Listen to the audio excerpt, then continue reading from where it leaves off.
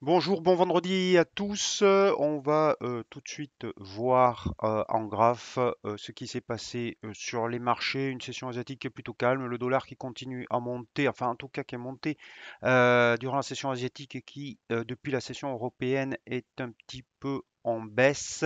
Le yen qui reste stable ou qui se renforce un petit peu et l'euro qui après une matinée de faiblesse se reprend un peu. Donc l'euro faible, puisque certaines, toujours plombées par l'Ukraine, bien sûr, et puis certaines inquiétudes par rapport à l'élection présidentielle française avec un écart qui se réduit entre Emmanuel Macron et Marine Le Pen, si les sondages sont corrects, ce qui reste encore à voir. Réponse dimanche soir. C'est sûr que ça alimente de l'incertitude sur les marchés. Marine Le Pen fait toujours peur, surtout pour les investisseurs étrangers, puisque vous savez qu'elle a été longtemps contre l'euro, même si elle est revenue dessus, mais surtout elle est quand même assez anti-européenne et donc plusieurs grandes banques estiment que l'euro pourrait perdre 2% si elle était élue en cause son programme de retour sur soi en fait un petit peu. J'essaye de faire court, c'est pas facile, mais surtout un programme qui est pas très financé et qui est pas très pro investisseur. Voilà.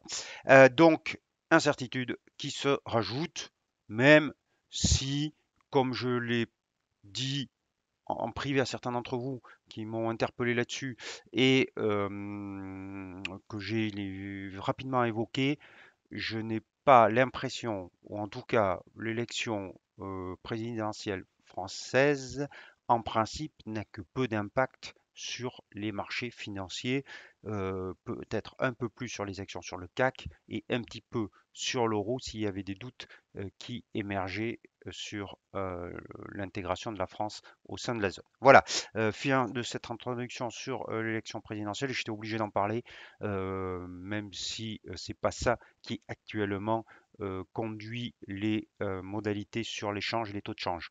On voit ça tout de suite en graphe, l'avertissement sur les risques avant.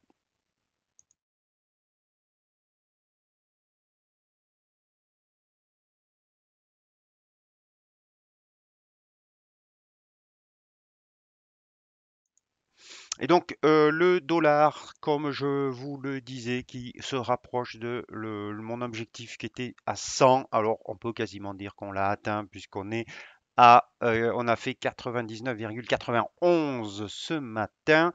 Est-ce que ça veut dire que c'est fini? Est-ce que ça veut dire qu'on va retourner? Non, je ne pense pas. Pourquoi? Parce que, un, regardez bien, on est dans une tendance haussière au-dessus de cette oblique. Deux, nous avons eu un magnifique figure technique en drapeau. Ici, c'est une figure de consolidation. On sort, on est sorti par le haut. Et donc, l'objectif, normalement, se calcule en prenant la hauteur du mât et en le reportant à la sortie. Donc, si je fais dupliquer, voilà. Et si vous faites ça, vous retrouvez sur, hop, en prenant le 1 mois, le, hop, je le fais devant vous, le sommet, vous retrouvez à peu près, vous allez voir, hop, on redescend, le sommet de 2020, vous voyez, l'objectif est quasiment le même. Alors, ça ne veut pas dire qu'on va y aller, mais cette hypothèse, ce scénario reste malgré tout mon scénario principal tant qu'on ne réintègre pas le drapeau.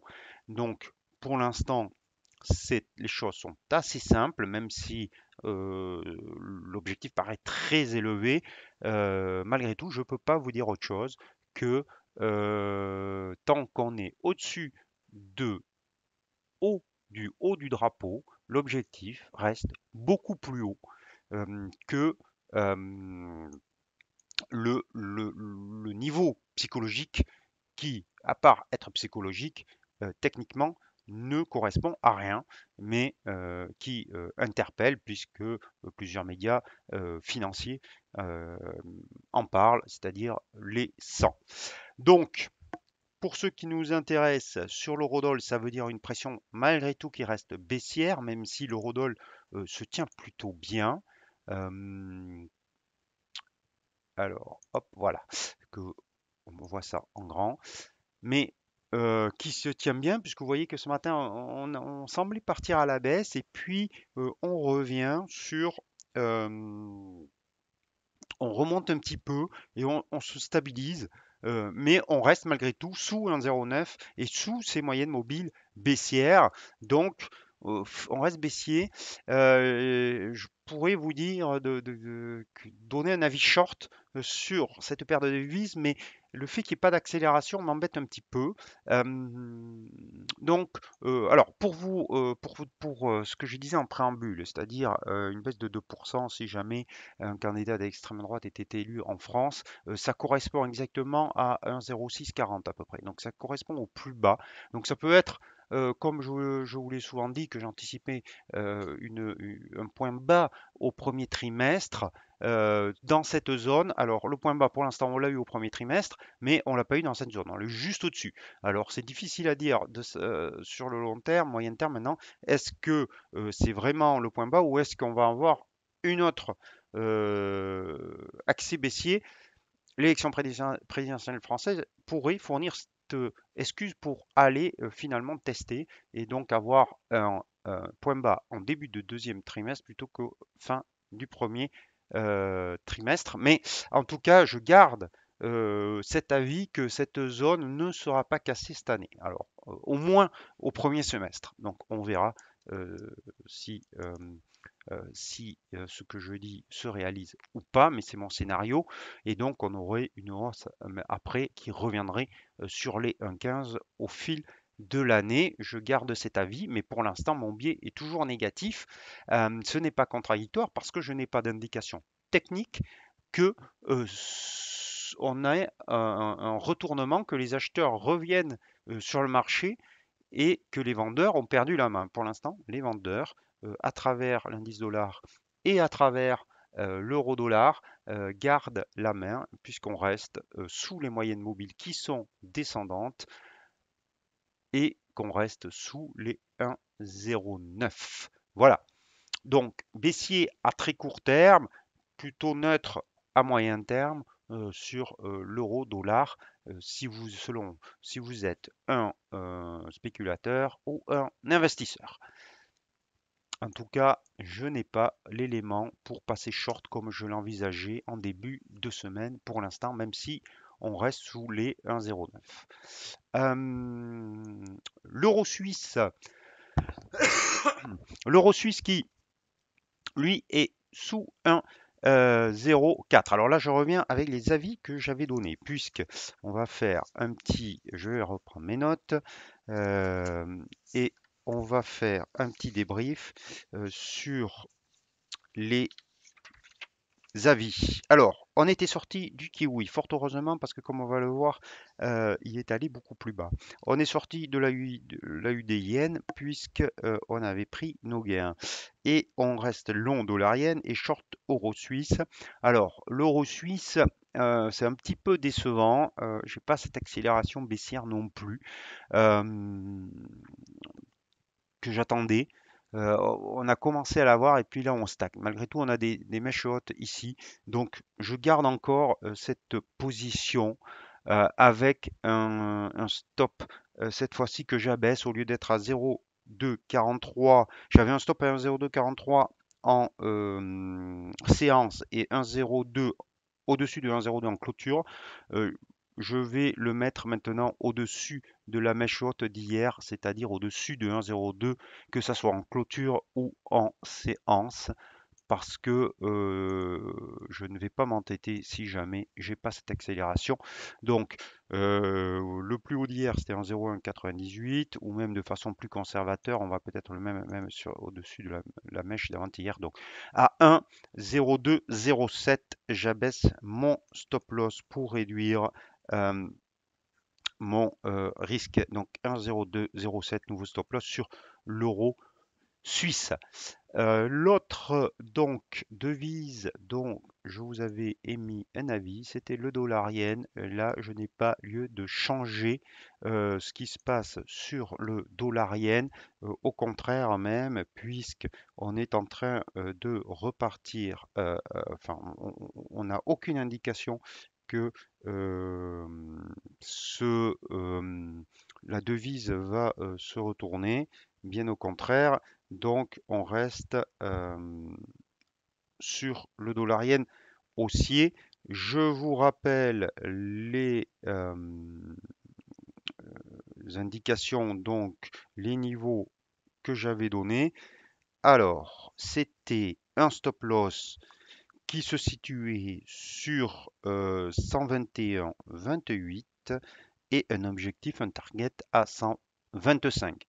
On peut peut-être maintenant hausser le stop loss parce que 121, 28 c'est un peu bas et peut-être mettre un stop suiveur sous la moyenne mobile à 13 périodes ou même pour les plus conservateurs les mettre sous les deux plus bas d'hier et avant-hier qui correspondent et qui constituent maintenant un petit support. Donc à 123,40.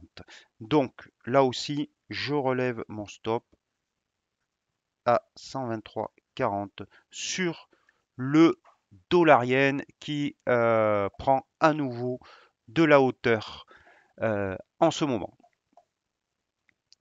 On va maintenant aller voir une autre devise majeure qui est le câble. Le câble qui, lui, reste quand même faible. Donc, je garde mon bébé baissier. J'avais dit que sous 1,3045, je pourrais passer short. Eh bien, écoutez, on est en train de le faire, mais bien sûr, comme je vous l'ai dit, d'abord, on est vendredi. Donc, se positionner short, ça, vous pouvez le faire, mais alors sur la journée. Mais sinon, j'attendrai la clôture pour la semaine prochaine. Si donc on clôture ce soir sous un 30,45, lundi matin, si l'ouverture est aussi sous un 30,45, je passerai short sur le câble. Je le note aussi pour le surveiller en même temps que je vous parle sur le câble. Donc si clôture sous un 30,45 et ouverture lundi sous un 30,45, on pourrait passer short sur le câble. Le kiwi, donc non, on va aller voir la dernière paire de devises majeure qui est l'AUD, l'OSSI dollar, l'OSSI donc qui, vous voyez, on est je vous disais qu'on avait réintégré qu'on avait fait un faux break et effectivement ça se confirme. Attention maintenant, on arrive sur cette droite zone de polarité ici sur 0,7450. Donc, on va voir en début de semaine prochaine comment se comporte l'OSSI sur ce niveau. Est-ce que ce faux break était juste une consolidation horizontale comme ici ou est-ce que c'était vraiment le signe d'un retournement pour aller maintenant plus bas et que le train d'haussier est terminé? Réponse la semaine prochaine, mais surveillez donc les 0,7450 sur l'OSSI. Même chose sur le kiwi. Je vous disais donc cette mèche haute hier et ce doji, pas hier, en début de semaine, mardi, n'était pas très bon signe. Et effectivement, vous voyez derrière ces trois séances, ces corbeaux noirs, comme on appelle en théorie chandelier japonais, qui se manifestent et qui sont pas de très pas très bon augure, qui pourraient signaler la fin donc de ce rallye et un retournement baissier à voir dans les prochains jours. Mais en tout cas, il vaut mieux rester à l'écart maintenant sur le kiwi. Voilà, je vais vous parler rapidement du yen, puisque il marque le pas. Alors, je vous ai parlé du dollar yen, c'est un petit peu l'exception.